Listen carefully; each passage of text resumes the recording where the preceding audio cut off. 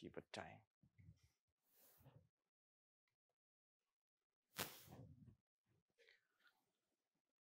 Om asato ma sadgamaya tamaso ma jyotirgamaya mrityurma amritam gamaya. Om shanti shanti shanti. Om, lead us from the unreal to the real, lead us from darkness unto light, lead us from death to immortality. Om, peace, peace, peace. Namaste and good evening, everybody. Welcome back to this second session. All thanks to the Gita Jayanti authorities, the authorities of the Hindu Endowment Board, and also our host institution this evening. I wonder if this is brushing, that's why. Is it a problem? All right, we'll see. Our host institution this evening, the Srinivas Perumal Temple authorities. So thank you for organizing this and putting it together, enabling all of us to come together. The subject of this 3-day study of the Gita is supreme empowerment, which is basically self-knowledge and how do we manifest it in our day-to-day life. And I always think Swami Vivekananda's definition of religion, so simple and so profound. It is the manifestation of the divinity already within us. So he didn't say the knowledge of the divinity, but it has to be manifested. We must actually feel it in our day-to-day life. It should give us benefit in our day-to-day life. So yes, self-knowledge, but also living that in our day-to-day life. Yesterday, we laid the foundation. Just like Sri Krishna, at the very beginning of the Bhagavad Gita, the first teaching he gave Arjuna was, who am I? Our real nature. And when we investigate that, when we do Atma Vichara, inquire into our own nature, we find the real nature of the self. We think we are this little person, this body-mind, but upon inquiry, we find no, we are the Atman, we are existence, consciousness, bliss. Yesterday we found that though we usually think that we are mortal, I was born on such and such date, and then I'm going through the childhood, teenage, youth, middle age, old age, and then there is inevitably death. That's our general idea of ourselves. We don't even question it. And upon investigation, we see that we are nitya, eternal. We are without birth, without death. Body is born, body dies, no doubt about it. Nobody can stop that. But we are not the body literally. Again, we are not this objective body-mind. Rather, we are the pure subject, witness consciousness, aprameya, not an object of knowledge, but the subject. The knower, not the known. The witness, not the object. Then we also saw that we are ekaha, one. Which is what a devastating, what a tremendous insight that is, because it is also instinctive for us, we are all different. But Vedanta teaches us we are one reality. We are one consciousness. Then, again, another bombshell. Each of these ideas is counterintuitive. Normally, we don't think of ourselves that way. We think we are small, here, limited. But we are actually sarvagataha, all-pervasive. In fact, the entire universe of experience is within us as consciousness, not as a body. The moment we are rooted in the body, we become different from others, we become limited and small, we become subject to birth, old age, disease, death. But as consciousness, this is the claim. And finally, most remarkable claim, that you as consciousness, as the Atman, you are the reality, you are the truth. And this whole universe is an appearance. Whose appearance? Your appearance. So these are the things which we saw yesterday.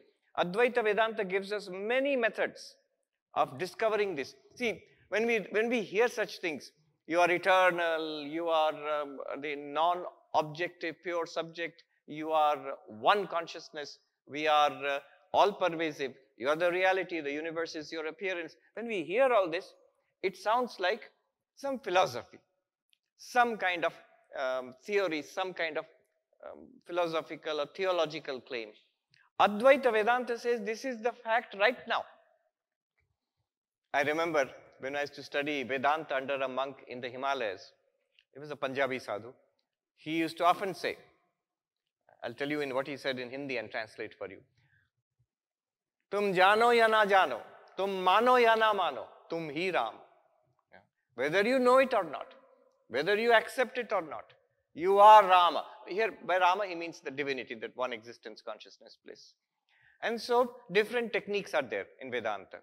There is the Drigdrishya Viveka, where we see that whatever we see, hear, smell, taste, touch, whatever we experience is not I. Whatever we experience is an object.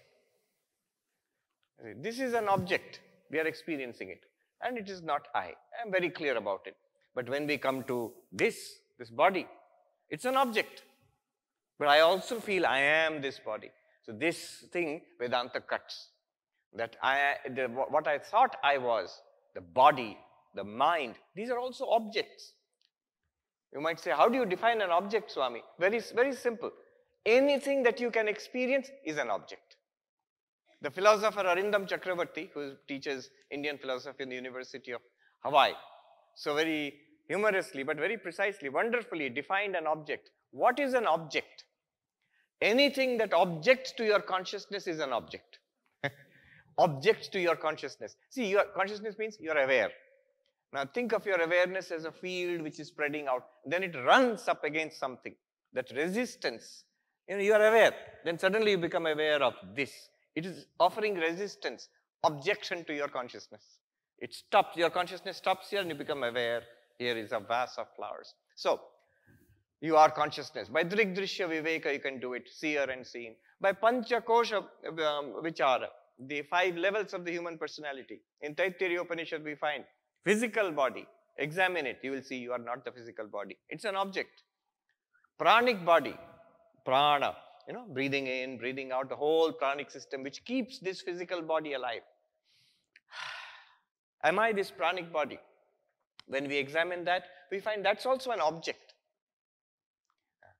Then the more subtle, the mental body, that also, thoughts, feelings, emotions, those are also objects. Why? Because you are experiencing them. Do you not experience your own feelings? Of course you do. So those are also objects. Then they cannot be you. You are not an object. You are the subject.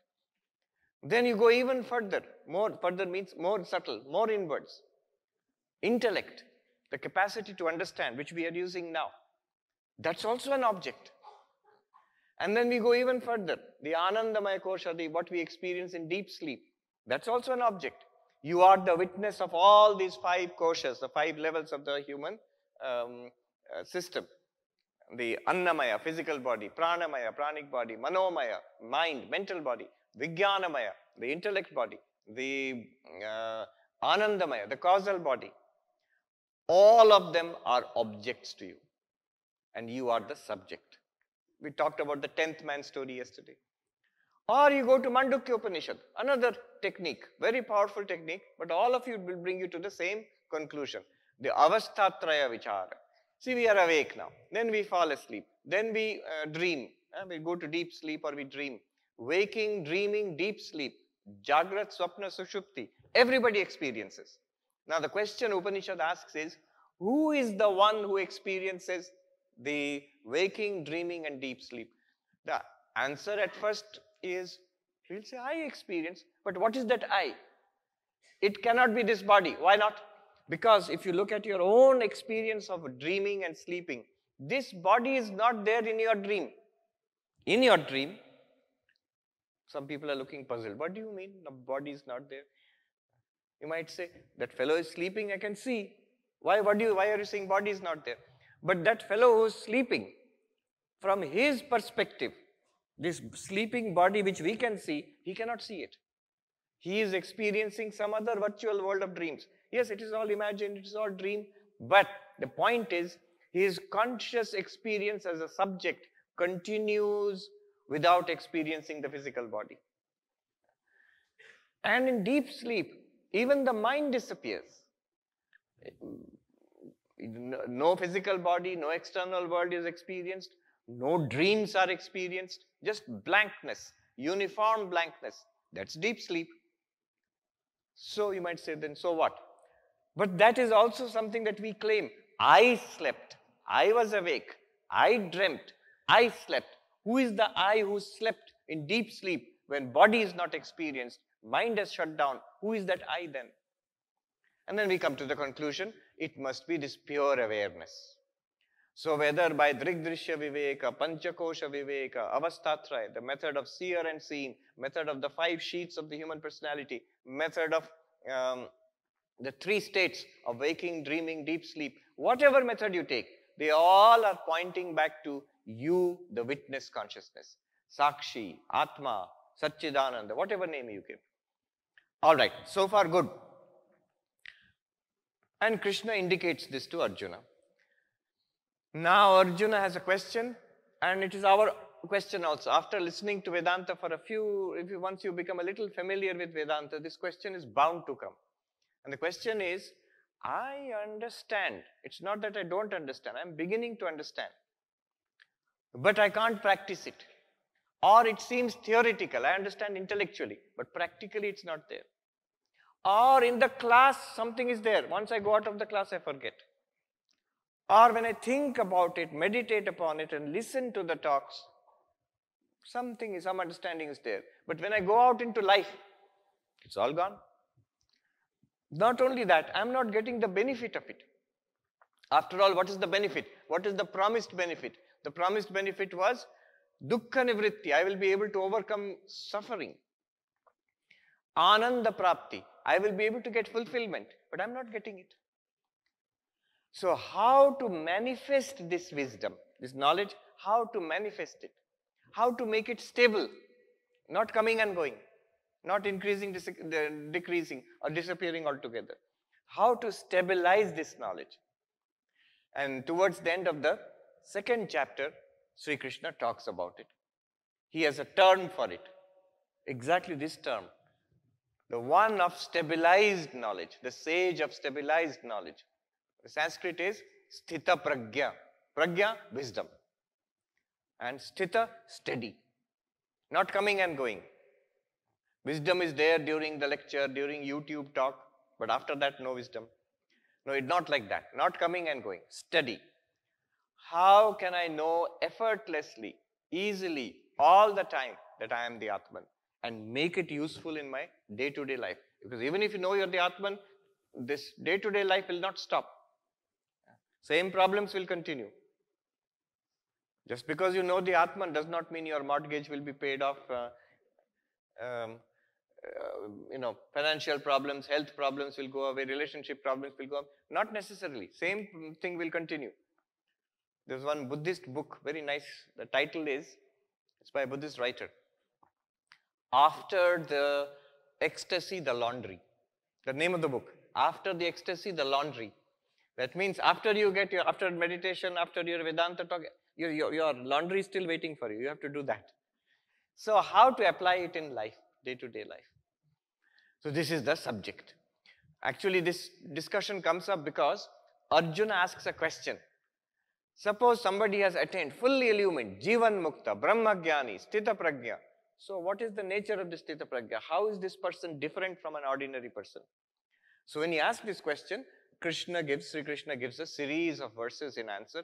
Beautiful sequence. Some of the highest teachings are found there. That is the last portion of 2nd chapter. That's what we are calling here supreme empowerment. Because the knowledge now becomes your power. That you can help it to overcome problems in life. So, what I will do is, today and tomorrow, we'll take up just 3 verses. The most powerful verses at the very beginning of Sri Krishna's teaching. There in that sequence. The sequence about Sthita Pragya, the one of stabilized wisdom. And we will draw out the implications. There are many subtle points to be covered. I will point them out, think about them, and we'll have time for Q&A. 3 verses.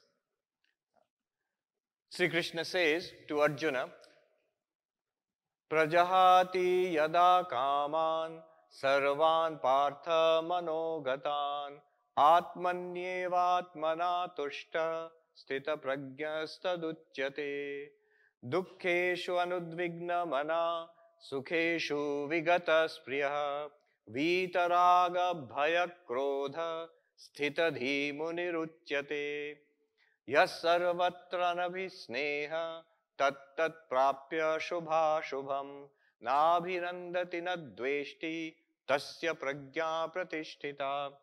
What it means, I will explain slowly. Here one possible question might be, so Krishna is talking about the enlightened one, the characteristics of the Jivan Mukta, Sthita Prajna, the one of stabilized wisdom. How will it benefit me? I am not fully enlightened. So Adi Shankaracharya in his commentary makes a wonderful observation.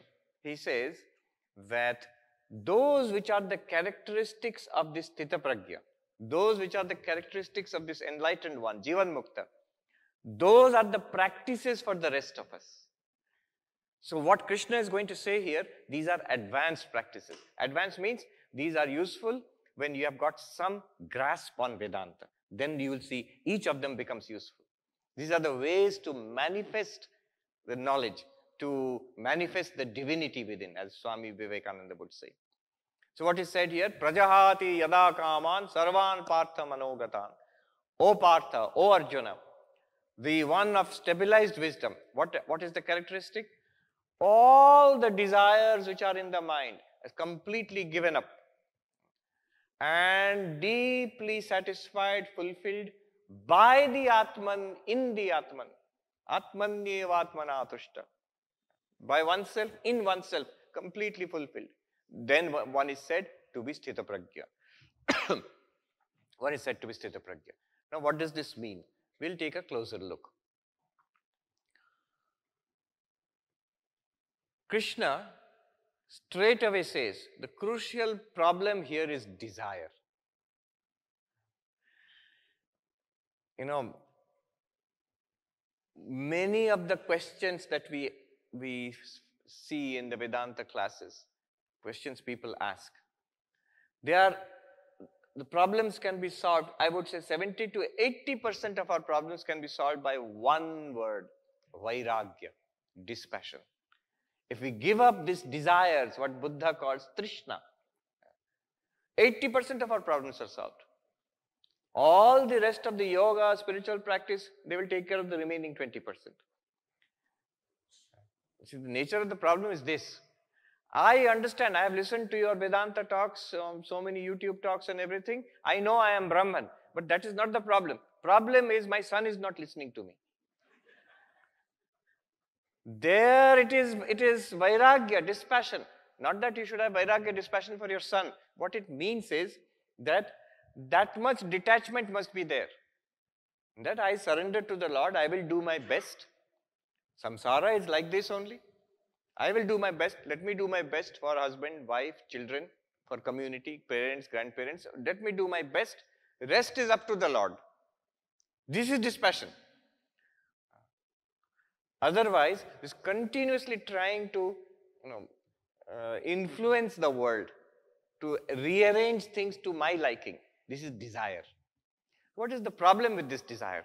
Notice, Bhagavan Buddha, very analytically, when he approached the whole problem, why is there suffering? Sarvam dukkham, first noble truth. But why? What is the cause of suffering? He found second noble truth. You know what it is? Desire. Trishna. Trishna means thirst. So even Bhagavan Buddha came to that conclusion, that desire itself is at the root of all problems. Let's look a little more deeply into this. It is desire which binds you, the Atman, this consciousness, with the object. What were we talking about? You are the witness, you are pure consciousness. Mind, body, world, these are all objects appearing to you. There's no problem if objects are appearing to you. But the thing is, we are bound to them. Some of them, Vivekananda said, things are dead in themselves. We breathe life into them, then either we run after them or we run away from them. So these objects, we get tied to them. And the nature of this tie, there's a Sanskrit word, granthi. Granthi means knot. K-N-O-T, knot. Granthi, tying. Now, technically, before I go into it, technically the knot in Advaita Vedanta is not desire, it is ignorance. I am not the body, I am not the mind, but I think I am the body-mind. This ignorance, this is removed by Vedanta. And this is what is tying us to body-mind, to the world. But ignorance is the problem, it sounds rather abstract. The real problem which we face day to day, because if you ask a person, are you facing the problem of ignorance of the real nature of the self? Most people will say, what is that? Are you being troubled? Is your whole life being troubled by ajnana, ignorance of who am I? 99.9% people think you are mad. What are you talking about? What ignorance? I am not ignorant. I know who I am, perfectly all right. But if you ask, is desire a problem in your life? Then most people will say, yes, somewhere or the other, desire is a problem. In one of the Upanishads, what happens when we become enlightened? In Mundaka Upanishad it is said, Bhidyate hridaya granthi chidyante sarva samshaya kshiyante chasya karmani tasmin drishte paravare. When you realize Brahman, the transcendent and immanent Brahman, what happens? Three things. Bhidyate hridaya granthi, the knots of the heart are cut asunder. Chidyante sarva samshaya, all doubts go away forever. Kshiyante chasya karmani, all our stored karmas are burnt, destroyed. Many people think that, so if it is true that many lives I have been doing and many bad things I've done, if my life in this life itself is an example, then in past lives, God knows what awful things I must have done. So all the past karma, if it is true, it is all stored up. Only part of it is giving results. Is it possible that in one lifetime, in a few years of sadhana, in one lifetime, can I overcome? Can I be free of this burden of past karma, of my past sins, of my past misdoings? Can I be free? There was one great Vaishnava saint. He was the guru of, he was the master of Ramanujacharya. And he has written a very beautiful Prapatti hymn, a hymn of surrender to Narayana, to Vishnu. See the amount of surrender. Who is writing this? A very saintly person, without any fault in his life. And he says, standing before you, O Narayana, O Lord, standing before you, I am so conscious of my shortcomings, of my faults, that I cannot even ask for forgiveness. Such are my faults, I cannot logically say that, I cannot reasonably ask you to forgive me. So do whatever you want with me. So who is saying this? A saintly person, not an ordinary person. So how much time will it take? How much effort will it take to overcome all these huge karmas, many lifetimes? How much time? It is disheartening to think of it. The answer in Vedanta is, it takes 1 second. It takes 1 second. Kshiyante chasya karmani. Sri Ramakrishna used to say, if there is a mountain of cotton, and you put one matchstick to it, and light a matchstick and put it, how long will it take to burn? It will burn up within seconds. The whole thing will go up in flame.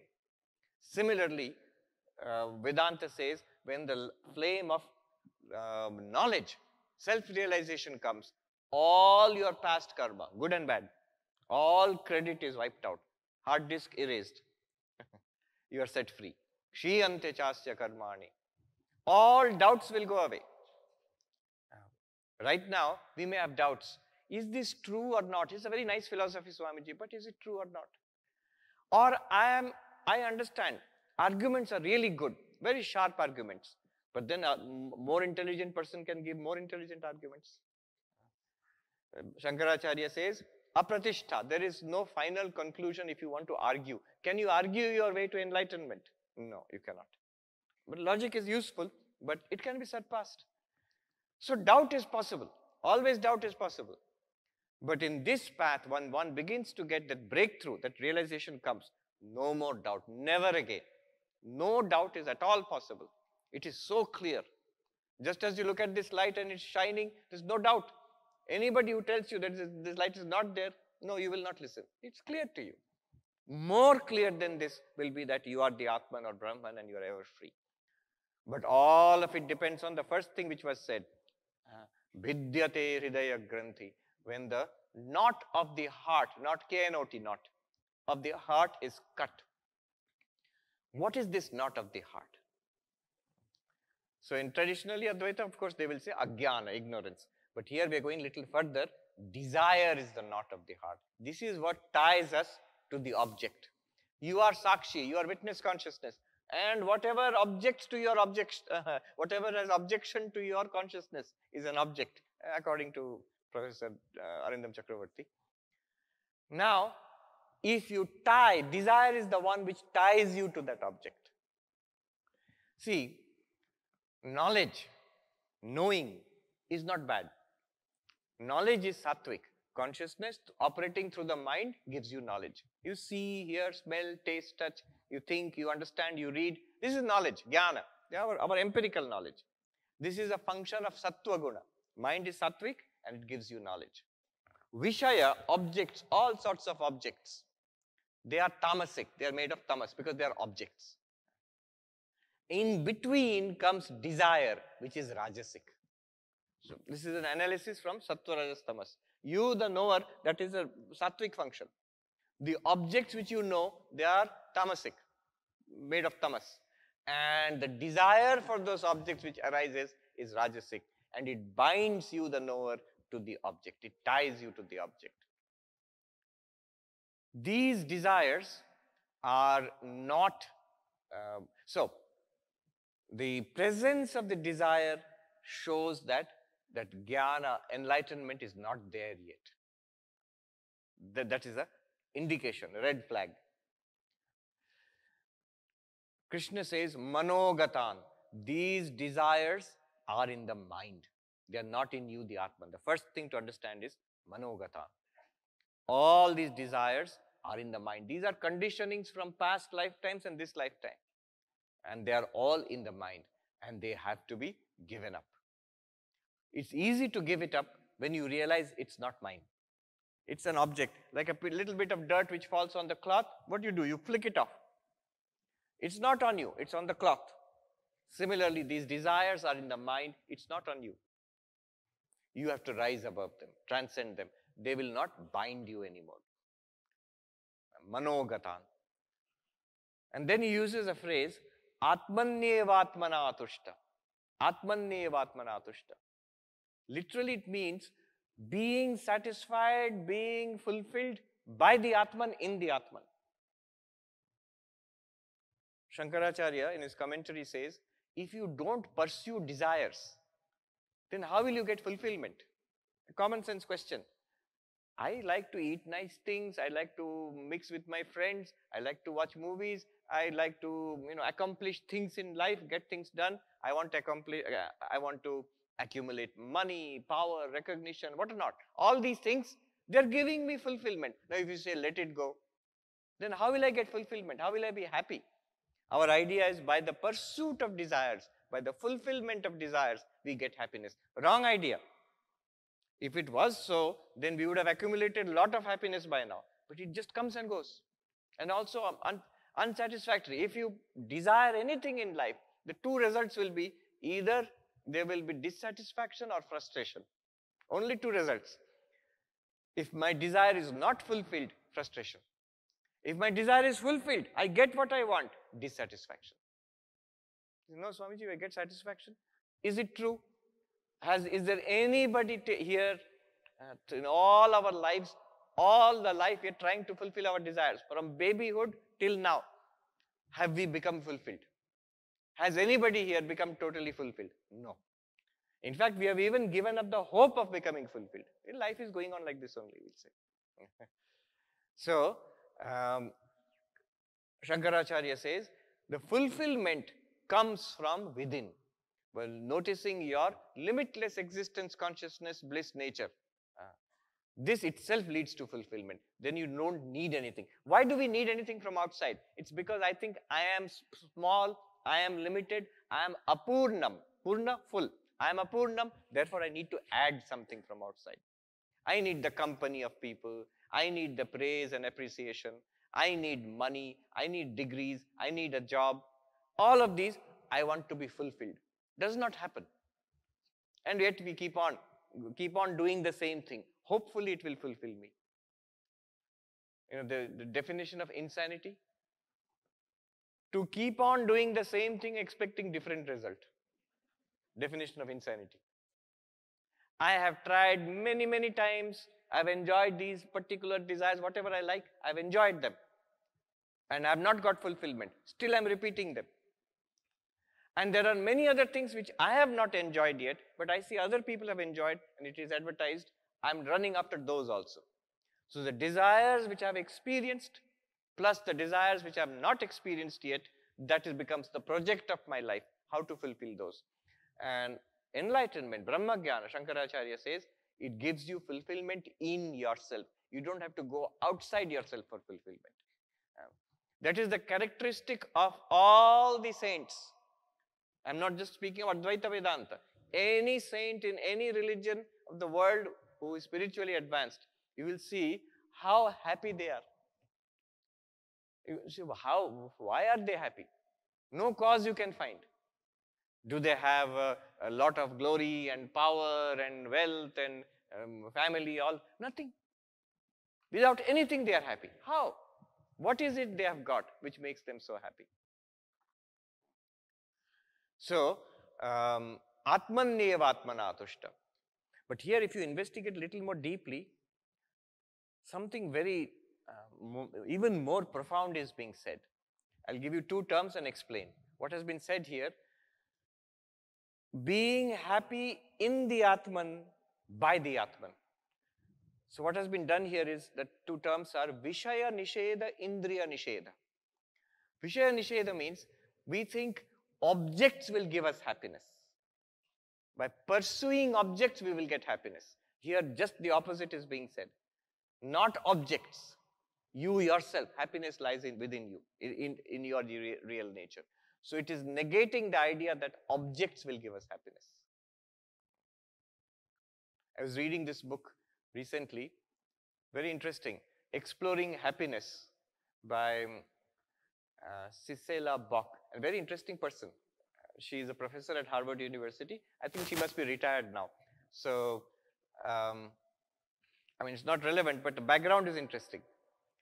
This lady, Cicela Bock, if you look her up, can you imagine what your life will be if your both parents are Nobel Prize winners? Her father and mother are both Nobel laureates. And her father especially is important for people here in India, Singapore.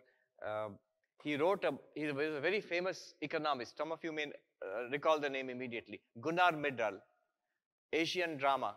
That one classic book is there. Any economic students, you will read, especially if you are interested in development economics. So he got the Nobel Prize for economics. And her mother also got the Nobel Prize or Peace Prize. So that kind of background. And I was thinking what kind of pressure must be there in childhood. Father, mother, both have got Nobel Prize. At least Nobel Prize you have to get, right? And then she became, her career also is a wonderful career. She became a professor in Harvard University. Her husband is the president or the ex-president of Harvard University now. And after all that also she must be feeling I am not successful because parents, father, mother, both. Anyhow, in that book she has explored, she says that even after all our material progress, it is still true that the old insights in philosophy and religion, all religions of the world, that the happiness does not come from the material progress. She says, why should we accept what, Christianity, Hinduism, Buddhism, what they have said, you cannot get happiness from the world. Why should we accept? Those are old times. Life was very difficult and tough. Now we are very happy. We have Singapore. Now it's all very happy. So we have got happiness. There's no need for all that. And then she explains it. That even in the most advanced societies, like Singapore or in America and other places, even in the most advanced societies, there she talks about how after getting all that also, we are not fulfilled. Now, that's a very interesting insight. What can this world give us? As long as we don't get what we want from the world, we can keep on saying that if I get a little more money, if I get a little more comfort, if I get a little more facility, 5G internet, then I will be happy. 4G did not make me happy, 5G will make me happy. But after you get all of it, see, reasonably, you might say, no, I have not got all, but reasonably, we live, these are well managed, advanced societies. So, in this society also, after reasonably getting what one can expect in life, after that also, if you are not fulfilled, that means ultimate fulfillment does not lie here. Atmanyeva atmanatushta, not in objects, not in getting whatever you want. Vishaya nishedha, and then indriya nishedha. By what will we enjoy? Normally, how do we enjoy? With the senses. Seeing, hearing, smelling, tasting, touching. I want to see beautiful things, hear beautiful music. I want to spend time in the company of people I like, taste beautiful and tasty food, and so on. So with the help of the instruments, the 5 sense organs, also mind, think beautiful thoughts. There was a movie, Beautiful Mind, mathematician, John Nash. So, by these instruments, I will get happiness. And here Krishna is saying, no, not by these instruments. You get happiness by what is beyond or behind these instruments. The Kenopanishad, very interestingly says that yan manasana manute yenahur manomatam tadeva brahmatvam viddhi nedam yadidam upasate.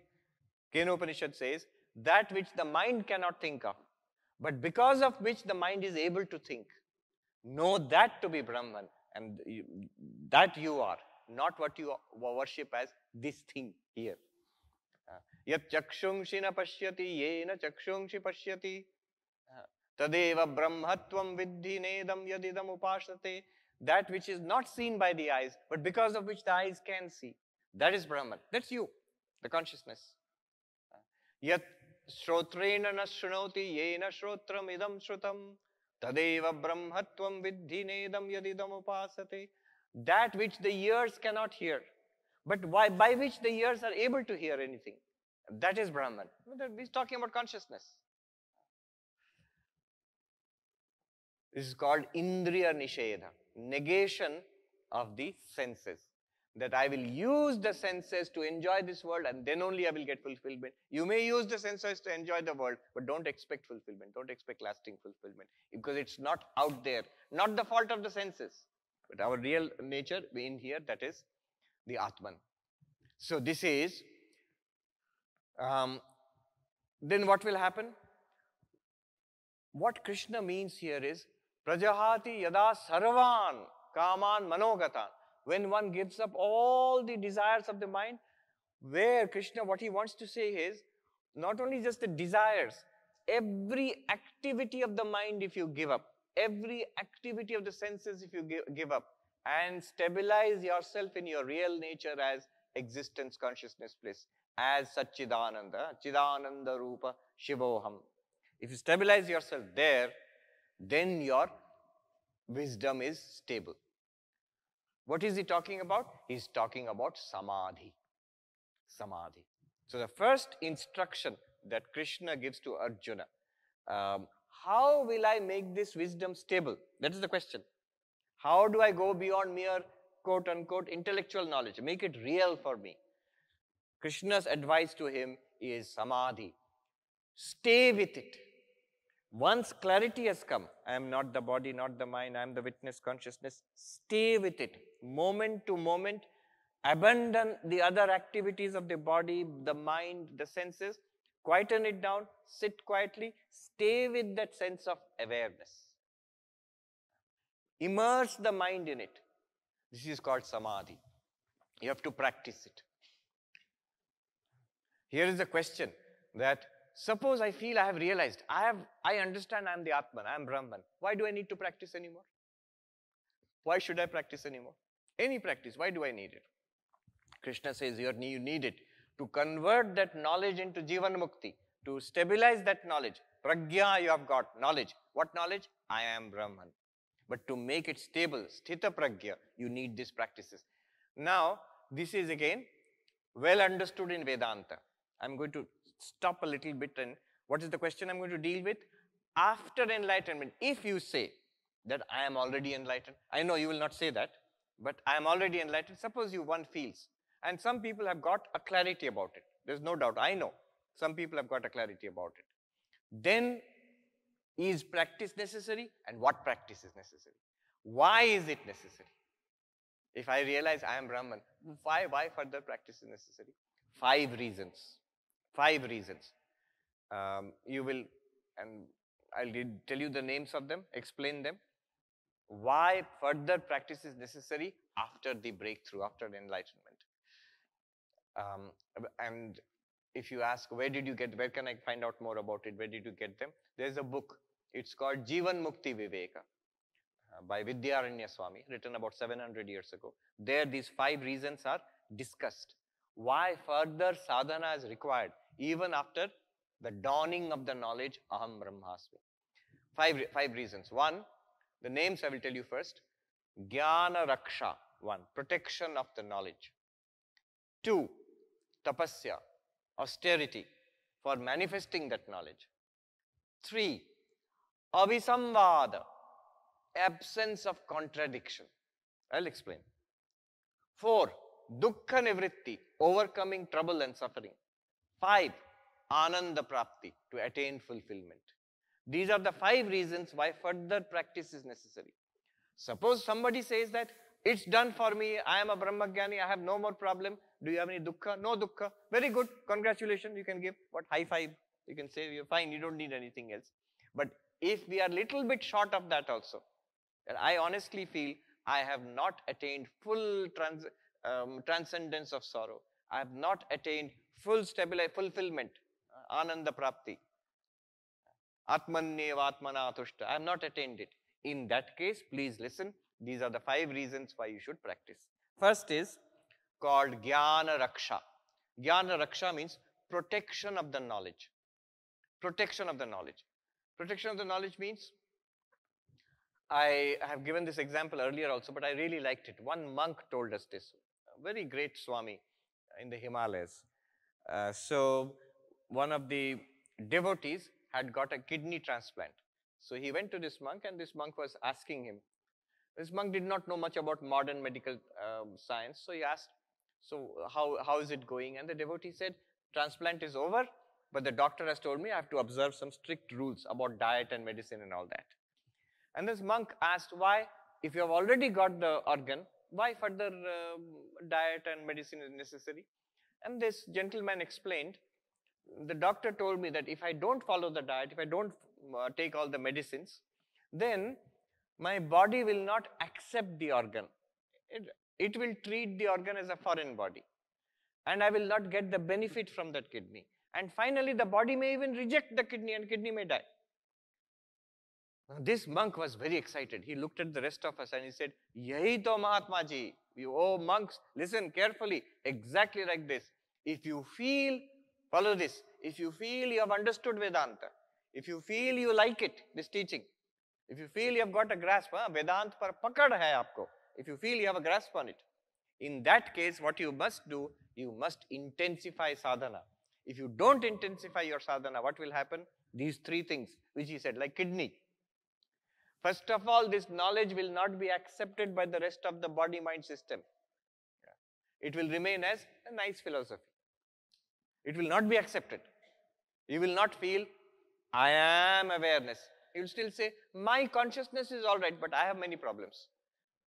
My Atma is fine, but kidney is not fine or heart is not fine. Not my Atma, not my consciousness. I am the Atman. I am consciousness. This is the absorption. Shift the paradigm. Shift your identification from body to consciousness, to awareness, to Atman. Who am I? Not body with some awareness. Everybody knows that. Awareness in which a body is being experienced. Awareness in which a mind is being experienced. I am that awareness in which the world is being experienced. So this one, Protect the knowledge. Otherwise, it will not be assimilated into your personality. Second, you will not get the benefit from it. You may feel I am awareness, witness, consciousness, but I am not getting the benefit, the joy from it. Third, this knowledge will not die. Like the kidney may die, the knowledge will not die. But what will happen is, it may become dysfunctional in your life. Once you have that breakthrough, it will never go away. Once you have that clarity, if it dawns fully, it will never go away. It will always be there with you. But if you don't cultivate it, you will not get the benefits from it. And it will never become part of you. It will become as if it's non-existent. So that Swami said this, and I remember this. This is Jnana Raksha, protection. Protect the knowledge. And then second reason is tapasya. This practice, regular meditation, austere life, strict life, stick with that knowledge. Why? This tapasya means austerity. It is necessary. If I am the witness consciousness, I am not body, not mind, then why do I give so much concession to body-mind? Why do I give so much concession to body-mind? I give a lot of concession to body-mind because I feel I am the body-mind. Today I am feeling sick, a little tired, let the body rest. No, it's an instrument. I am not the body. I am not even the mind. So this tapasya, this austerity, what is tapasya? Any kind of suffering which is consciously undertaken for spiritual development, that is tapasya, that is austerity. I'll repeat. Any kind of suffering, physical or mental, which is undertaken consciously, deliberately, in order to develop spiritually, in order to develop spiritual strength, that's tapasya. For example, fasting. So people fast. Now, not eating is a little painful, physically painful.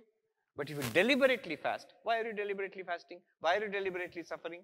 It is to develop the control over the body that I am not here to keep on feeding this mouth.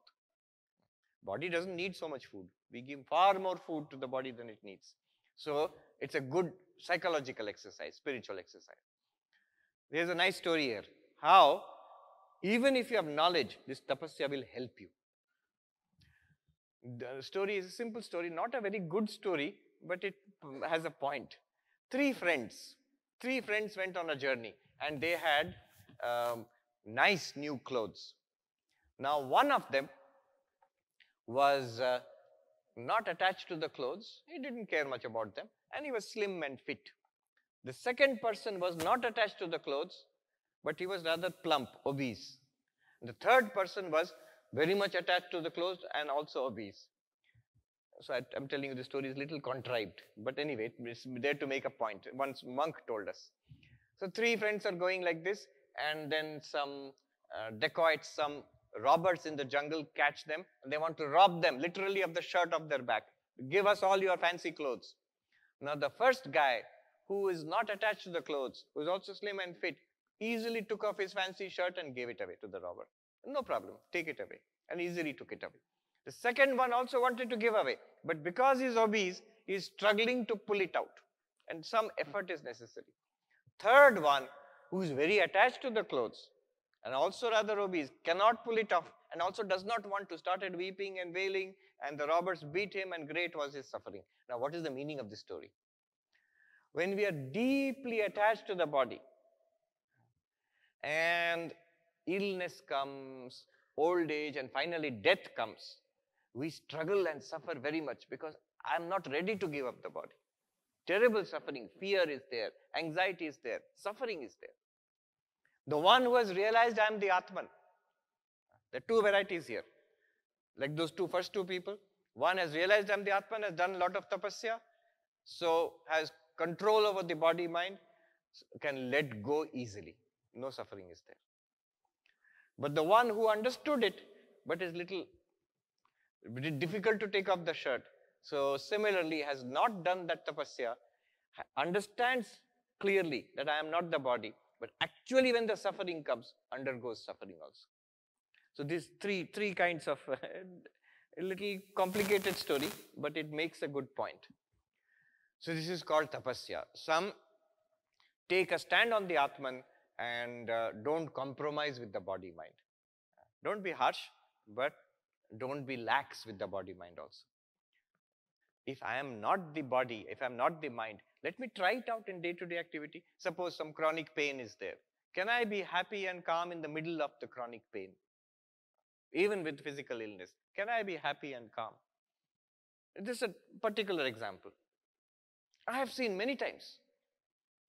I know a senior monk who passed away recently. Whether it is willpower or Vedantic knowledge, we don't know. All kinds of physical suffering. He had a little frail body, elderly monk. I'll give you two examples. One day I saw him walking in our main monastery by the bank of the Ganga, more than 80 years old, walking. Usually he walks very fast. So that day I saw him walking a little slowly. Another monk told me that, do you know that Swami, he has got 102 fever. At the age of 80 plus, with 102 fever, he's still going to do the work he has come to do in the monastery. Just his speed of walking has reduced a little bit. So no compromise with the body. Another time I saw the same monk, he was writing. He had a degenerative bone disease. The bones used to get chipped and cracked and very painful. I didn't know that. How I found out, I saw he's writing with a pen and the pen is covered with a cloth. I was noticing that and he looked at me and said, oh, you want to know why the pen is covered with a cloth? Because all these bones are breaking and chipping. There's a lot of pain. So I covered the pen with a cloth so that I can write. So you see, this is tapasya. This is not compromising with the body mind. If the problems are there, he is using the problems to practice. Then the third reason why one should practice is called avisamvada. The avisamvada means non-contradiction. Non-contradiction. If you stabilize yourself in your real nature as the witness consciousness, nothing can confuse you. Again, one monk told us a nice story. The story is this, that suppose someone has studied about milk, but has not actually ever seen milk or drunk milk, then he can be easily confused. So there was one person who had read about milk, but had never seen it. And then somebody came along and said, do you know what color milk is? And this man said, yes, I have read, milk is white. And this other person said, you're not wrong, but your knowledge is incomplete. Milk from white cows is white, but milk from brown cows is brown, milk from red cows is red, and milk from black cows is black. And this man got confused because he said, it sounds reasonable. Maybe the book which I read was incomplete, old edition. New knowledge is there, brown cow, brown milk, black cow, black milk. So he got confused. But anybody who has clarity, who knows what milk is, who has drunk milk and who has seen milk, will never get confused. No matter how much logic you give him, brown cow means brown milk. No. There's a little joke about this, not relevant, but I can't resist it. It seems it's a true story. Nowadays, even in kindergarten, when children go, there's interview. There'll be psychologist and principal of this kindergarten, they'll interview the kids. An interview, more tough interview for parents. Anyhow, it seems one kid went for an interview and the principal and the teachers and the child psychologist, they're all sitting and the little fellow comes. The question was asked, how is it that the brown cow eating green grass gave white milk? We ourselves won't be able to answer. And the kid gave a smart answer immediately. Why are you asking me? Ask the cow. I hope he was admitted. It deserves to be admitted to the kindergarten. So this is avisamvada. If one regularly practices this meditation, this samadhi, you are absolutely clear how you are not the body, not the mind, you are the Atman. Such a person, it's very interesting. You can notice such a person, if you ask a question, the two ways of replying. One way is, if you have mastered Vedanta, you have studied Gita, Upanishads, you can refer back to your knowledge and give an answer from that knowledge. Or you can refer to the reality within you. If it's a pointed question about Vedanta, about the Atman, that person can just look back upon the reality and give an answer from there. And you will see there's a difference in power. Somebody who's speaking from a lot of learning, and that's good. But somebody who's directly giving you an answer from experience immediately, there is power which can change your mind also. It can directly help you towards enlightenment. Because he's talking about, I have met such people, a few people, very great masters. When you ask a question, the question you can clearly see, he's not referring back to old knowledge. The philosopher Schopenhauer said, do your words come from more words or do they come from silence? By silence he means, of course, spiritual realization within. So, avisamvada, non-contradictory nature. And then the last two are very clear. If you do that tapasya, if you do that spiritual practice, then dukkha nivritti ananda prapti. See, the goal was to transcend suffering. The goal was to attain fulfillment. Those will come if you keep on doing the practices. Otherwise, knowledge is there, but suffering is also continuing. And knowledge is there, suffering is also continuing. One sadhu said very nicely, Rota hua gyani kisi ko pasand nahi hai. It means the enlightened person, you are enlightened but also grumbling. This is bad, food is bad, this is, people are misbehaving with me. See, if you are enlightened, you have lost the right to grumble. That's one thing you lose. You cannot grumble anymore. You should be fine with everything. That power will come if you continue to practice. Ma Sharada, she used to give mantra diksha. So one gentleman asked her that he got mantra diksha from Ma Sharada. An immediate question was, Mother, if I don't repeat the mantra, what will happen? And she said, you have got mantra diksha from me. At the end of your life, Lord will come and take you. You will par lag jaoge. You will be liberated. However, my child, if you want joy in this life itself, then you must practice. You must do this japa. So these are the reasons why one must do spiritual practice. Let me just touch upon the second verse. 3 verses. I'll inaugurate the discussion of second verse and then stop and then we'll take questions. In the second verse, so this is the first one. No, in fact, there's an important point which I will mention. So second verse, I can keep it for tomorrow. An important point which I want to mention is this. This samadhi being absorbed in your real nature as the Atman, there are 2 varieties of this. This one I must understand. One is the yogic variety, one is the advaitic variety. The yogic variety is chitta vritti nirodha.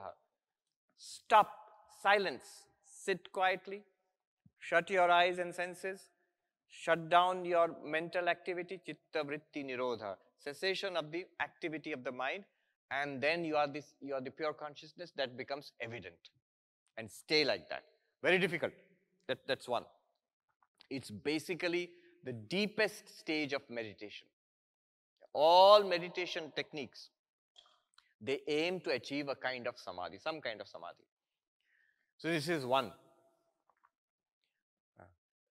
You forget the external world, quieten the body, turn inwards, forget the body, quieten the mind, and you remain only as witness consciousness, as Atma, Chidananda Rupa Shivoham. No external world. This is one, yogic samadhi. There is another variety of samadhi, which is called Badha Samadhi. So the 2 names are Nirodha Samadhi and Badha Samadhi. Nirodha means to stop mental activity. Just absolute calm. Badha Samadhi, it's a technical term. Badha means, see, it's like this. You are experiencing the world. Eyes are open, you are talking, you are doing your job, mixing with people. At the same time, it's absolutely clear to you, it is all Brahman.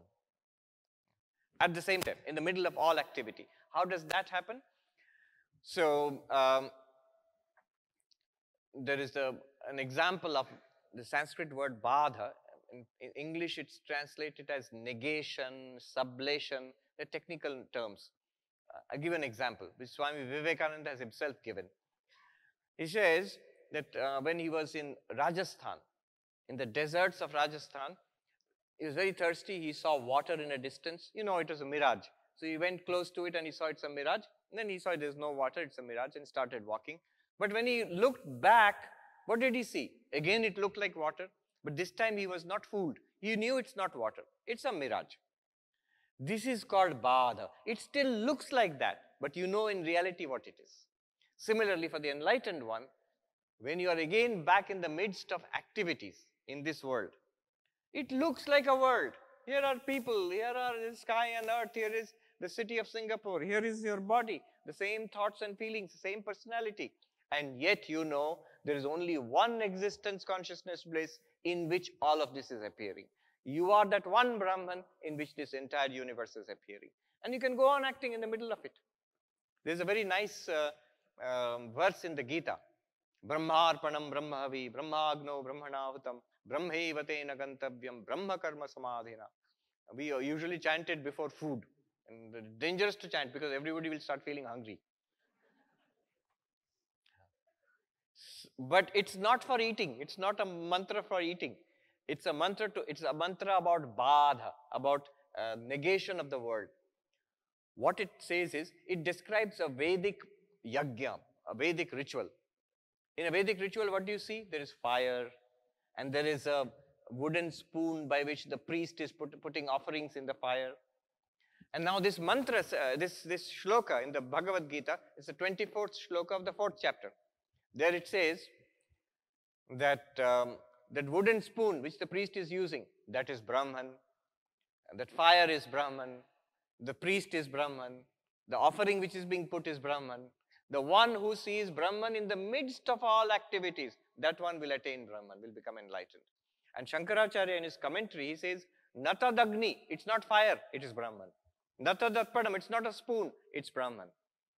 It appears to be a spoon, it appears to be a fire, it appears to be a priest. It is all existence consciousness bliss. And you have to see this not in meditation, in the midst of all activity. So you have to be in the middle of Brahma karma samadhina. The one who sees this in the middle of all activities, that person is called Brahma karma samadhi. In the all actions, in the middle of the world, literally, everything is permeated by God. The divinity is permeating everything. This becomes clear. So this is the other kind of samadhi. So samadhi, two kinds. When Krishna says that Atmanyev Atmanatushta, be completely immersed in the bliss of the Atman, by the Atman, that may be in meditation by shutting out the world, one way. The other way is by opening the eyes also. In this world also, you're experiencing the same thing. Sri Ramakrishna put it very simply. In Bengali, he said, Ki chok bujle tini achen, chok khulle tini nahi. If by closing your eyes, God is there. By opening your eyes, God is not there. What kind of God is this? Both inside and outside, same reality will explain. So will that enlightened person meditate or not? They're equally the same. In meditation also, experiencing Brahman, opening the eyes also, experiencing Brahman in all this glory, this wonderful display. I think we should move on to Q&A. Because yesterday we did not get much time. Today let's do a little bit of Q&A. We'll start with from the left, then come to the center, then go to the right, and then go back again. Tell us your name and ask the question from the left side there. That mic is not working maybe. All right, the center one is working? No, center one is also not working. Should we start on the right side? Yes. Pranam Swamiji. I have a very quick question. Tell us your name and... My name is Prasad. And my question is, human beings are the most advanced of all the beings and creatures that we know. Yet, the spiritual practice that you spoke about, the accessibility to the real knowledge about the true self is so difficult for human beings. Only a very, very few will reach the stage of understanding self-realization. For most of the others, we have to go through hundreds of, maybe thousands of births. So my question is, Swamiji, why is this so? Because if this truth was more accessible and more easier to experience to a lot more people, we will have fewer religions in the world. And Vedantic principles and Vedanta could well be a global religion. It's much more easy for people to understand. But because it is so difficult to access, it is just now one of many religions. You have said a number of things there, but let me answer briefly. It is not difficult. We are difficult. It's quite simple. We are complex. The teaching itself is pretty simple. What we are, it's not difficult to grasp, not difficult to understand, not even very difficult to realize. So you said that very few will realize. What you mean is it seems that very few will become realized in this very life. See, very few people seek. Very few people want it. If we want it, you will get it. Whether we get anything else in this life or not, this one we will get. It is our very nature. Who can stop us from getting it? But most people don't want it. And that's the problem. And I'm not going to make so much of a distinction between this Vedantic approach and other religious approaches, because our view is that it all leads to the same goal. For me, and personally, this Advaitic Vedanta approach is very logical, very precise, very elegant. It appeals a lot to me. That's why I speak more about it. But I'm firmly convinced, whether through bhakti or through meditation or through different religions, in whichever way you worship, ultimately there's one reality which you are accessing in different ways. So that I'm quite convinced of. And the answer to your question is, everyone can attain it, everyone should be able to attain it, just that we don't want it. Also, one more thing. It's not all or nothing. It's not that have you become Brahmagyani Sthita Prajna, then if you have not become, then it's all gone, wasted. No, no, no. Every little bit that we do on this path, it gives results. Swalpam apyasya dharmasya trayate mahato bhayat. Even a little practice of these things, whether meditation or knowledge or bhakti, selfless work, it saves you from great fear and suffering. So my brief answer to your question is, it's not difficult, it is simple actually. Everybody will attain it. Only problem is everybody does not want it. If we want it, we will attain it. Also, it is not all or nothing. As we practice, it's not that at the end we will get Brahmagyana or enlightenment and that's the goal, before that nothing. No. Day to day, moment to moment, we'll get peace of mind, we'll get strength of mind, we'll get meaning and purpose in life. And these things, we'll get joy, we'll get some glimpses of the truth. These things will keep happening. Okay. Thank you. Would you permit me one other question? Quick, you have to be quick. Yeah. I will queue up again, don't worry. Okay. Namaste, Swamiji. This is Hui Fang. My question is relating to the enlightenment which you spoke about, that there are two ways to it. The first one you mentioned is the cessation of the mind and being quiet. Is it okay if I meditate, I try to not think, but I do not think about God? So I didn't bring God into the picture. It's just trying to be silent. And the second one is to see everything you mentioned as one consciousness. Also, the same question is it okay if I see it as one consciousness, but I do not relate it to God? So I practice spirituality, but I didn't bring the God. You don't want to bring in, what is that? God. Yeah, I didn't think that it is God that is in all this one consciousness. I think it's all one consciousness, but I don't relate that to God. Is it okay? Is it okay? Yes, it's okay. The direct answer is yes, it's okay. In fact, from ancient times in India, it was understood that spirituality, religion, can be of two types. One is the God-oriented religion, what today is called theistic. So, Islam, Christianity, Judaism, Zoroastrianism, and many types of Hinduism, like Shaivism, Shaktaism, these are all, and the temple here, for example, you'll see, they're all God-oriented. They're about one supreme God, sub-supreme reality, separate from us. So God-oriented. There is also a self-inquiry based approach. That also was understood. So for example, Buddhism doesn't talk about God. For example, Jainism doesn't talk about God. In Hinduism, you will find Sankhya, even Patanjali Yoga. They either do not talk at all about God, or at least God is not the central focus. So what is the focus there? Self-inquiry. Who am I? And then the discovery of oneself as one consciousness. So yes, it's perfectly all right. It's perfectly all right. There are these two paths. And the beauty is, both paths will lead you to the same realization. Oh, great. Because I was thinking, I don't think about God, and when I die, is it... Am I missing out something? Yeah. Am I missing out something, not thinking about God? No, don't worry. You're not missing out anything. Okay, thank you very much, Swamiji. Thank you. Yes. Sorry.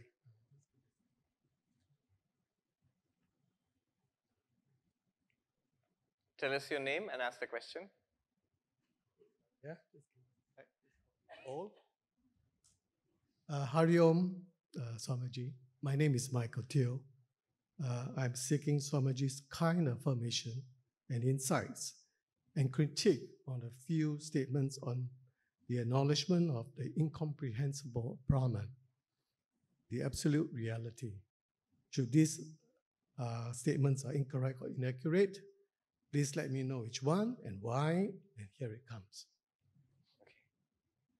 Apart from silence, the absolute reality is best expressed as isness, and its nature is Satchit Ananda.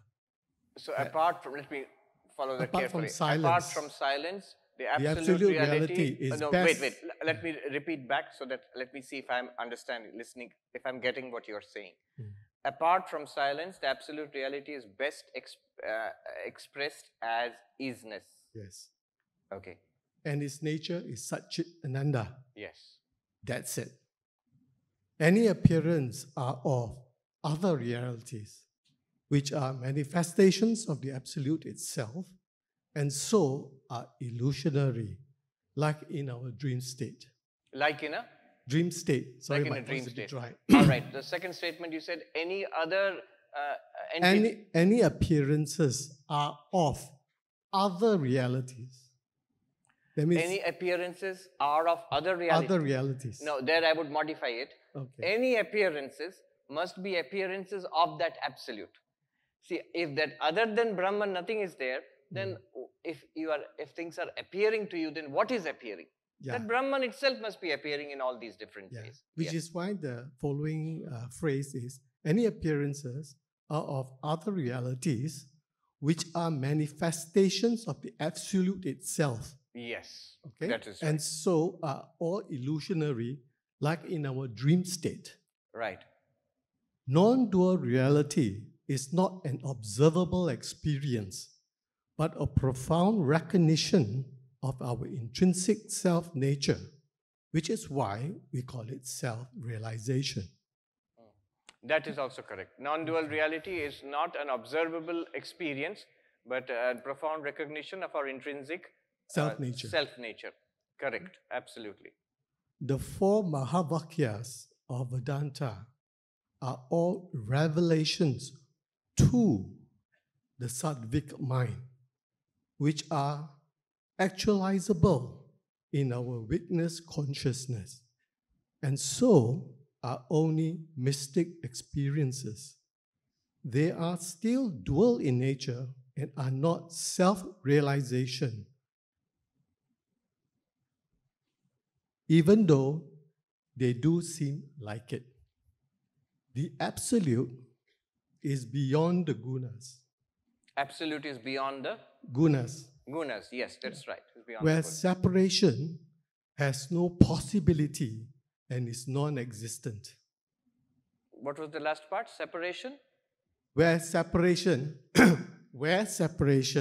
has no possibility and is non-existent. That means separation cannot possibly exist. All right, so these are very profound statements. I think I agree with all of them. They're very well stated. We can maybe circle back to that. Others are waiting. I've almost finished, just one more paragraph. One, all right, let's wait. Yeah, because remember, very interesting thing is that no, these are very profound statements, but they are all different ways of saying the same thing. It's very interesting if you understand that each one is pointing to the same truth. That's so beautiful in the Upanishads. All the Upanishads are telling you the same thing, but they're different ways of telling you the same thing. So that's the beauty of it. But thank you so much. Please tell us your name and ask the question on the left. Namaste, Somji. My name is Ramakrishna. I have a question for you regarding like, so in the current generation, there's a lot of like new apps which are like for meditation, and like a lot of the young people are getting into meditation and things like being a vegan diet and things like that. So at some point, I feel like meditation becomes a desire. So people started desiring Meditation becomes a what? a desire. Like, A so desire. people start to desire meditating. Yes. Is that a problem? Like, Meditation becomes a desire. Is that a problem? No, it isn't. It isn't. Sri Ramakrishna, somebody asked Sri Ramakrishna, but desire for God is also a desire, is it not? Yeah. And Sri Ramakrishna's answer was very profound. He said, the desire for God should not be counted as a desire. He gave an example. Sugar candy. It's sweet. It's sugar. But all other kinds of sweets, they produce acidity. And sugar candy, if you take it, it removes mishri. And it removes acidity. Similarly, all kinds of desires, they produce samsara in us. But the desire for God frees you from samsara. So desire for God should not be confused for all other kinds of desire. Now you might say, that's a very high thing, desire for God. But this liking for meditation, and I want to be in meditation, good. If you ask, all these new apps are available for meditation, are they good or? Yes, certainly. I feel that anything that helps a person towards spiritual life, what makes someone more quiet and meditative, makes someone more knowledgeable about the self, increases devotion in the mind, makes a person selfless, all these are welcome. All are welcome. Thank you so much. Gentleman there. Swamiji Pranam. My name is Samrat. I'm afraid this is not a philosophical question. This is a question about Gita Mahatva. So in Gita Mahatva, it says that to get the full merits of the Gita, you should also read the Gita Mahatva. So my question is this a statement, or is this coming from an equivalent of the Karma Kanda and not from Jnana Yes, Kanda? you have understood correctly. It comes from Karma Kanda. If you see the Karma Kanda rituals, the yajnas and all, so there are certain associated activities. They are anga, they are part of it. You have to, main ritual may be this one, but some side ritual will be there which you have to perform in order to get the total benefit of it. So similarly, if you want to do a yajna, there will be on Sunday, then it will be done properly with all the associated chantings and all the rituals. But if you daily practice of study of Gita or chanting of Gita, you may or may not chant the Mahatmya. So That's for a true seeker, if you just stay with the Gita and not read good the enough, Mahatmas. good enough, good enough. Thank you, Swamiji. I do that. So I study that. We have to give chance to the lady behind you. Yes, yes. Hari Om Swamiji. My name is Aarti. I have some interrelated questions and some I just need your vote of like stamp. In Brahma Satyam Jagat Mithya, can you please explain what Shankara meant by Mithya? Some commentators say that it means the world is an illusion or false or asat. My understanding is that it is nothing but Brahman itself appearing as name and form. And in that sense, the world is very much real. Is that accurate? It would be accurate in this sense. In classical Advaita Vedanta, Brahman itself is appearing as the world. Then you should not say world is very much real. World is very much real as Brahman. But apart from Brahman, it's not real. It's like saying that the gold is appearing as necklaces or on various kinds of ornaments, necklaces, bracelets and all. Now, the necklace or the bracelet by itself, the name and form, they cannot exist without the gold. If you take the gold away, will the form of a necklace exist? Will the name of the necklace refer to anything? They won't. It's the gold which gives substance to the necklace. So, necklace is real, but it is basically a name and a form and a function imposed on gold. Similarly, this world, samsara, is nama, rupa, vyavahara, name, form and function, imposed on or superimposed on Brahman. Straight answer to your question. can we regard the world as real? In classical Advaita Vedanta, world is regarded as an appearance. Appearance of what? Appearance of Brahman. If you say it's like rope and snake, rope is appearing as the snake. But if you ask, where is the real rope? Where you are seeing the snake? When the rope appears as the snake, we are mistaking the rope for a snake.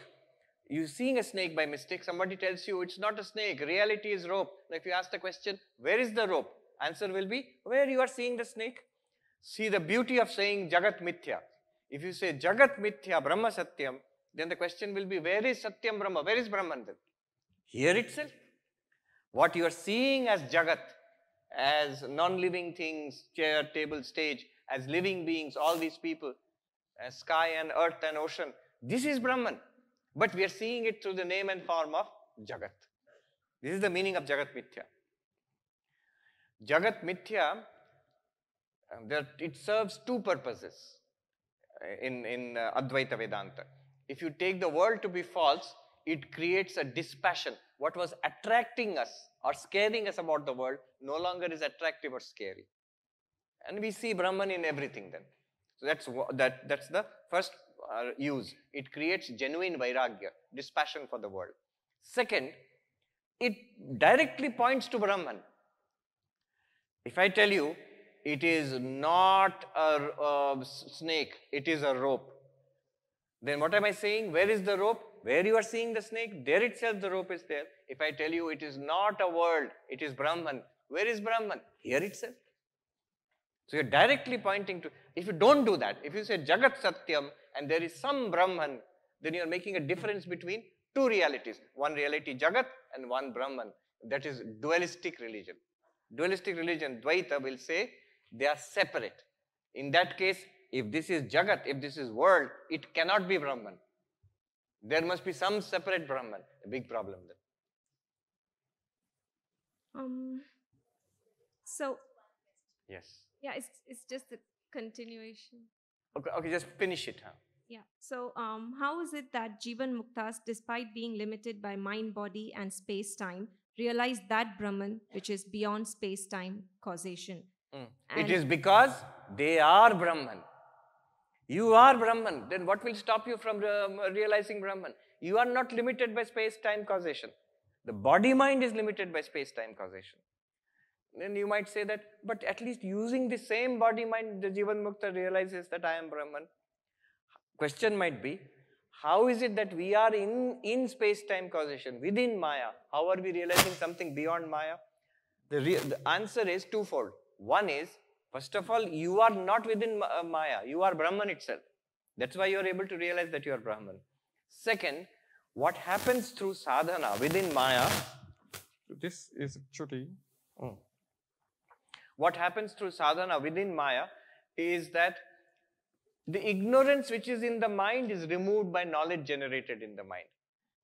The knowledge in the mind will not make you Brahman, will not take you to Brahman. It will only remove the ignorance that is telling you that you are not Brahman. Think about it. All right, the question there. Narayan Swamiji. Thanks for your sharing today. My question is, like, if you look at the goal, I mean, Gita is a moksha shastra. See, surrender is not an option. It is going to happen sometime. Actually, I don't know if it's my problem. It's not distinct, the voice, because are you able to follow the words clearly? Little bit. Can you repeat? I want to understand every sentence. Repeat it again. Okay. What I was saying is, Gita is a moksha shastra. You are going. Gita is a moksha shastra. Correct. You are going to. The goal, ultimate goal, is self-realization. Now, and surrender is not an option. It is going to happen. Okay. The question is, with us doing karma yoga, are we actually, we are actually getting the ability of a surrender rather than availability of a surrender. So my question is, after a point in life, in your various stages in life, one has a better chance to self-realization through, taking the Sankhya Yoga path, or, not going through the Karma Yoga. Is there a balance between this, Swami? No, no. According to Bhagavad Gita, it's not an option. Either I can do it through Sankhya Yoga or through Karma Yoga. It's like saying, I want to fly to, say, India, right? I want to go to India. And then somebody says that you take a cab to the airport, Changi airport, and take a flight to India. And if you say, no, tell me one, why are you telling me two, cab or plane? You say, no, both are necessary. Cab will take you to a certain point and then plane will take you from there. You can't choose between the two. Similarly, classical Advaita Vedanta will tell you, Karma Yoga gives Chitta Shuddhi, purification of mind. Then only what you call Sankhya Yoga or Jnana Yoga, that will become effective. What should we do right now? All of them together. It's not sequential in the sense that first, like a cab and aeroplane, don't apply that too literally. That's 30 years I have to do Karma Yoga, then 20 years Gita chanting, then 10 years meditation, and then only I will get Brahma Jnana. No, not like that. All carry on, all sadhana, Karma Yoga, Bhakti Yoga, Dhyana Yoga and Jnana Yoga, all together. All together, it should carry on. Yeah? All right, the lady here. Hello. I wanted to ask about the last part of your lecture, where you mentioned about the spoon is also Brahman, this fire is Brahman, and I am also Brahman. So when you look at something that we typically consider to be an object and a non-living being, like the spoon or the fire, how do you show that it is also the same nature as Brahman, which is Sat Chit Ananda? More specifically, the Chit part, which is awareness. Would you say that a spoon has the first person experiences? And similarly, how you can show through the Mandukya Upanishad that the four states and you are the awareness. For a spoon, how would you have that same? Let me answer that first thing which you asked. So everything is Brahman. In that case, are you saying everything is Satchidananda, existence, consciousness, bliss, especially consciousness? So the spoon or the table, are they conscious? Are they having first person experiences? That's not what we understand in common sense, right? And Advaita would say, no, they are not. How are they Brahman? Well, first of all, as existence, clearly this exists. Sat. So it is borrowing existence from Brahman. It has a borrowed existence. Everything in this universe manifests the Sat aspect, existence.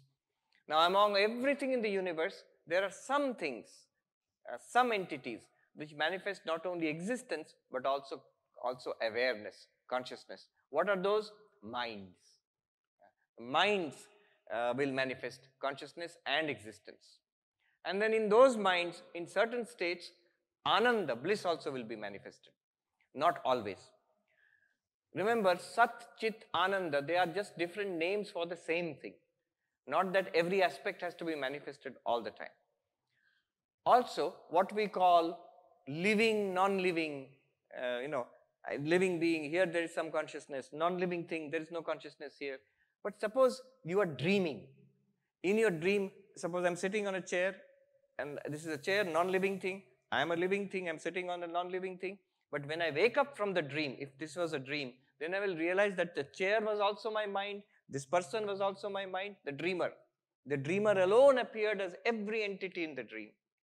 Similarly, the claim here is, one existence consciousness bliss is appearing in the form of many living, non-living, sentient, non-sentient things. And in the appearance, only in the sentient beings, only in the living beings, there will be first person experience. Only they will be called jivas.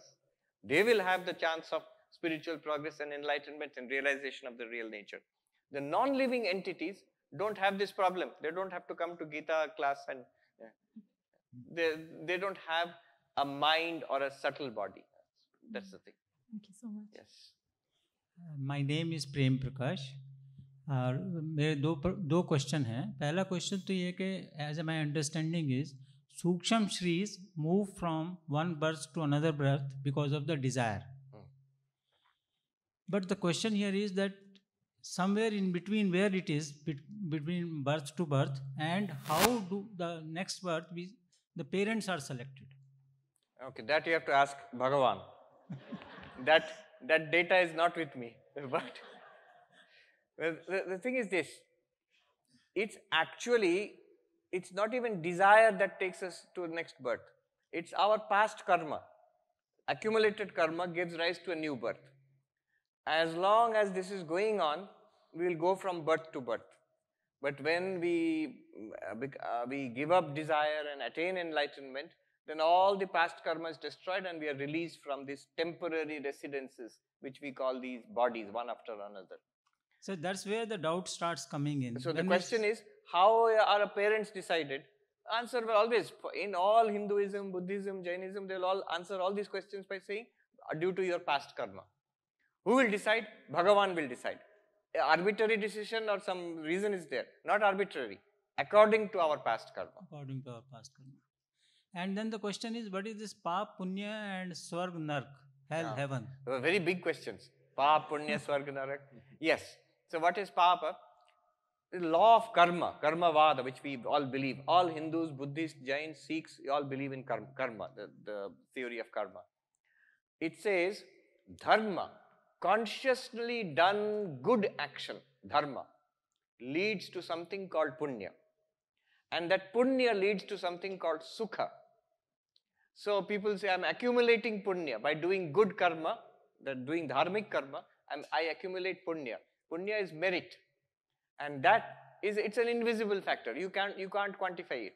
But it will give rise to actually experienced sukha in our lives. And adharmic actions, deliberately, consciously done mischievous actions, evil actions, they generate something called papa. That's also invisible factor. But its effect will be seen in our lives as dukkha. So the equation is like this. Dharma, punya, sukha. Adharma, papa, dukkha. Swami Vivekananda put it in a simpler language. Good, good, bad, bad, and none escape the law. Good, good, bad, bad, none escape. This is law of karma. Vedanta seeks to break the law of karma, to free you from this law of karma. Yes. And the lady here. Thank you, Ji. Namaste, Swamiji. I'm Shubha. My question is regarding the dream state. As per the waking state, there's some sadhana we can do during the waking hours. So what is the purpose of the dream state? I mean, how can we use it to advance on this spiritual journey in any way? Because it mostly seems like involuntary or like more of a movie. Exactly. Okay. So what is the purpose of the dream state? Lot of discussions. The modern psychology also is studying this, that dream is a kind of where we have wish fulfillment, for example. Things which we cannot have in the waking state. Those things come out. Good and bad, both. The terror, fear, which is not here, comes out in the nightmare, in the dreams. Desire, which I cannot fulfill here, comes out in my dreams. Like that. There's some theories there. But basically, from a Vedantic perspective, it's not very difficult to understand.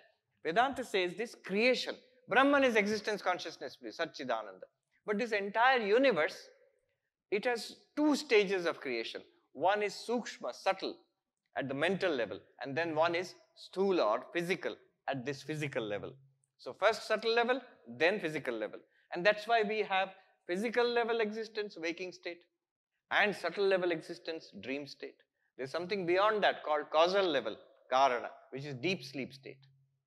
Yeah. This is why dreams are there. How can we use it for spiritual progress? Two answers are there. It's a very interesting topic.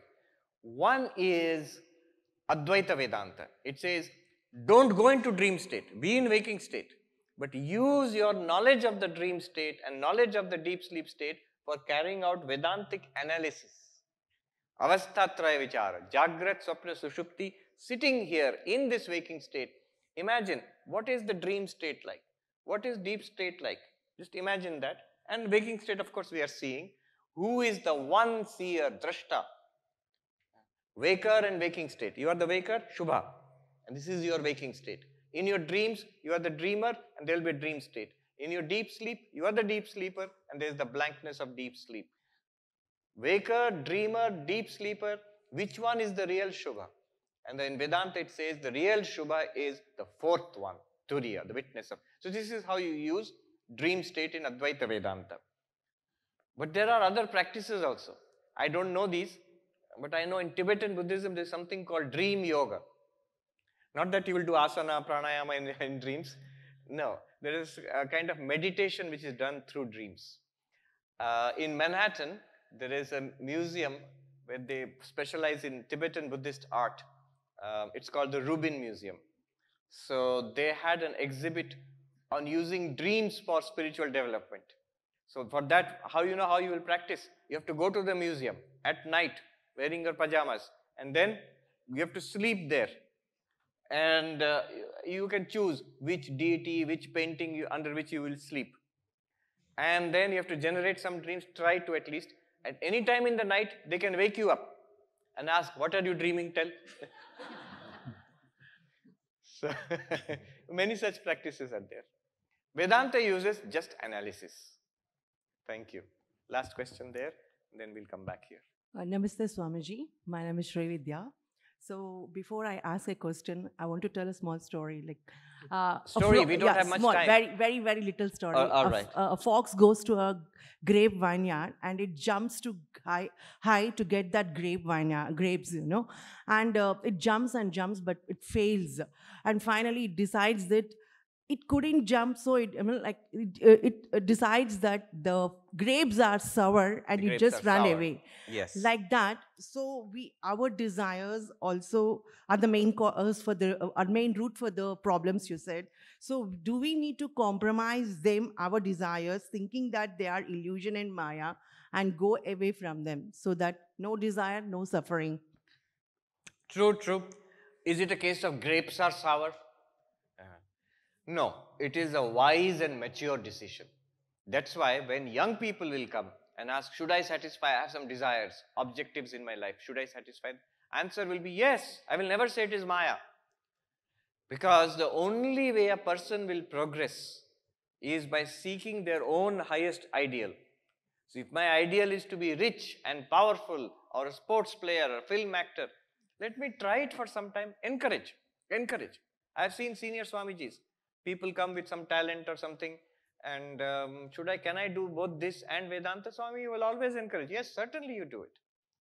Otherwise, if you stop a person who has no particular interest in spirituality, and you tell them, all it is Maya, come to Brahman, you forget all this, then neither will happen.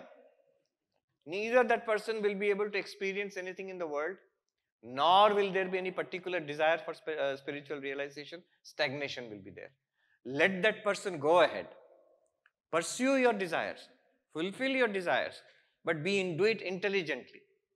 See how much fulfillment is it giving me. After you look back 10, 20, 30 years of life and see it's not working, then it's not grapes are sour. You tried to fulfill your desires. Some desires are fulfilled, some are not fulfilled. That's not a case of grapes are sour. Nobody can fulfill 100% of all desires. But the intelligent person will see, even the desires that I fulfilled did not give lasting satisfaction. And there are those desires which I did not fulfill that gave frustration. So the result of desire is either dissatisfaction or frustration.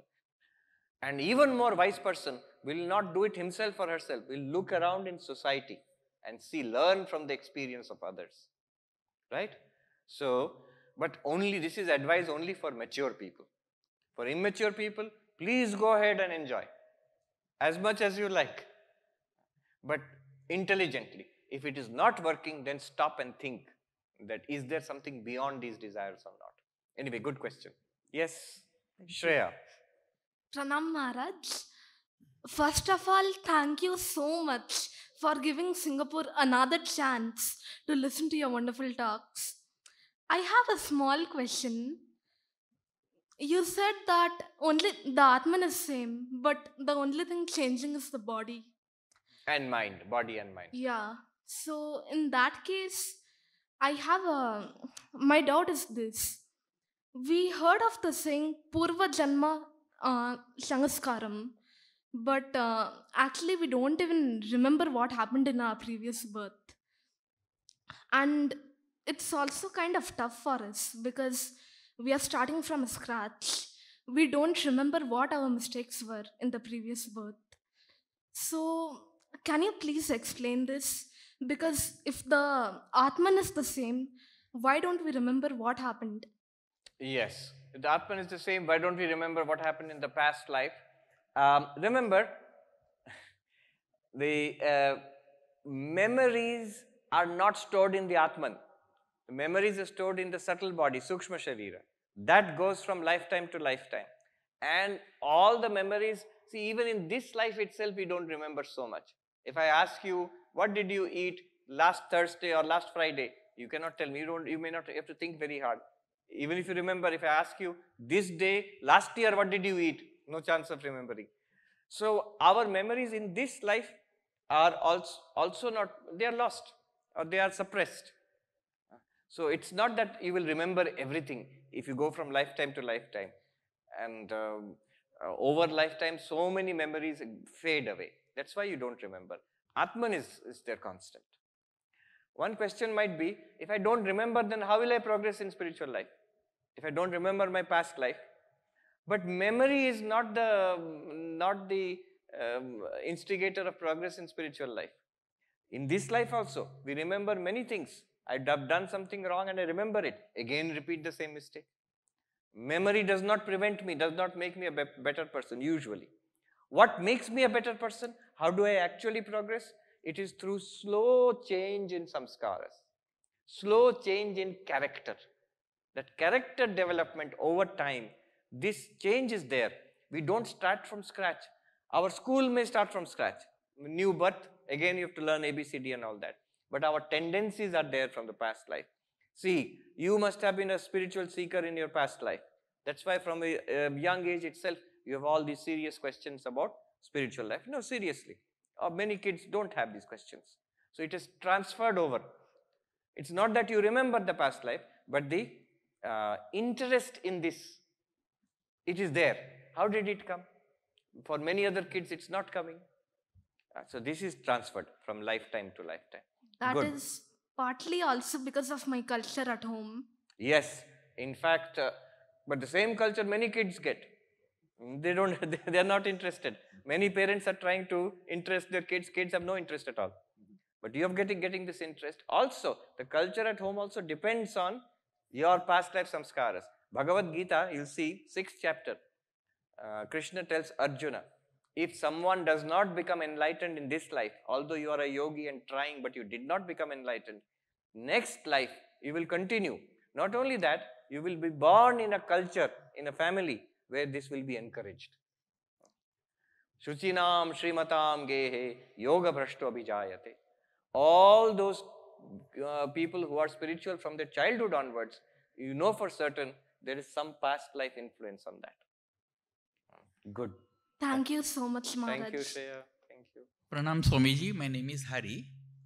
My question is, even assuming that I understand Atman is indestructible and I reach a level of Ananda, at that point of time, this Ananda is only for this up to my tomb. I am not sure what sort of a body I will get in the next birth. So how do you ensure that? I have an analogy here. I am not sure whether the analogy is correct. So what I thought to myself is, suppose I talk about moksha as the ultimate, and I am studying for university exam, and I say I want to top the university where moksha is lying, but I don't top. But my desire to top may at least leave me in the merit list. So that probably will give me some sort of a advantage. Is this analogy right, or am I wrong? No, moksha is not just something that you may attain. I mean, it's at the top and very few will attain. Not like that. Right. It's a goal for all of us. Correct. For all of us, moksha is the goal. Yes, in this particular life, we may not attain. But the desire for that, as you said, the effort for that, it's not wasted. Krishna says in the Bhagavad Gita, 6th chapter, that in every other aspect of life, whatever you do, your wealth, family, everything we will leave behind when we die. But your samskaras, we take with this. We take the samskaras onto the next life. So it is not wasted. The spiritual sadhana is never wasted. So does it ensure a better birth? Yes, yes. It ensures a birth which is more suitable to spiritual life. Okay, thank you. Certainly. Gentleman here. And we will take up your Vedantic statements tomorrow, not now, because we have totally run out of time. All right, please sit. Thanks, Swami. I'm Jashwant. I have a question regarding desire. Giving up a desire should come naturally or forcefully? Giving up desire should come naturally or forcefully. If it comes naturally, very good. But forcefully, it can have negative consequences. Suppression can have consequences. So if you drop it naturally, good. Because throughout our lives, we are dropping away desires. As we become mature, the childhood desires are automatically dropped away. How much struggle do we put in for lollipop? Nothing. But when we were kids, it was all important. How much struggle do we put in for toys? Nothing. But when we were kids, it was very important for us. So as we mature, we are automatically dropping old desires and we are catching on something higher and better. So that's good. That's natural. But in spiritual life, we have to accelerate the progress. So you have to make an effort, not by force, but at least by vichara, by inquiry. Really, do I have to waste my time? 1, 2, 3, 4, these desires are there. I have to fulfill each desire, or can I let it go? That viveka, that vichara must be there.